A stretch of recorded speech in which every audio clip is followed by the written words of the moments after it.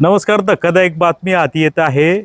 जुन्नर मंचर विभागाचे जे उपविभागाचे जे प्रांत अधिकारी होते गोविंद शिंदे आणि त्यांच्या कार्यालयातले एक खेरनर नावाचा एक क्लार्क, या दोघांवर आज LCB अँटी करप्शन ब्युरोने छापा टाकलेला आहे, रेड केलेली आहे.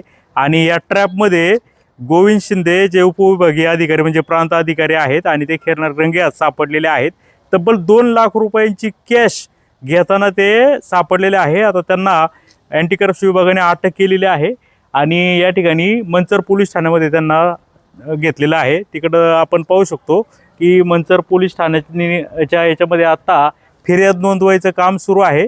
जुन्नर तालुक्यातल्या एका व्यक्तीने याबाबत तक्रार दिल्याचं समजतंय. त्याचं काहीतरी तो संबंधित व्यक्ती हा बिल्डर असून त्याचे काहीतरी टाउन प्लॅनिंगचे विषय पेंडिंग होते आणि त्याच्यासाठी मोठ्या स्वरूपाच्या रकमेची मागणी केली जात होती.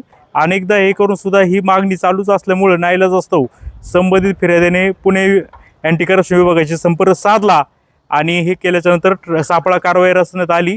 आणि त्या सापळा कारवाईमधले जे टाउन प्लॅनिंगचे जे कर्मचारी बघतात काम खेरणार म्हणून आणि जे प्रांत अधिकारी गोविंद शिंदे आहे यांना 2 लाख रुपयांची कॅश स्वीकारताना रंगेहात अटक करण्यात आलेला आहे. आणि आता त्यांना या ठिकाणी आणण्यात आले आहे. दोघांनाही ताब्यात घेण्यात आलेले आहे आणि गुन्हा नोंदवायचं काम सुरू आहे.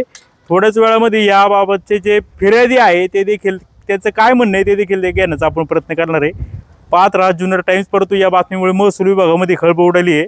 सांगायचं म्हणजे असंच का 2 दिवसापूर्वी अनेक इथल्या जे जुन्नरचे सबनीस म्हणून तहसीलदार होते त्यांनी कलम 155 जे चुका असतात महसूलच्या काही चुका दुरुस्त करायचे अधिकार तहसीलला दिले असतात त्या अधिकाराचा गैरउपयोग करून त्यांनी अतिशय चुकीचे निकाल किंवा चुकीचे निर्णय दिलेले होते.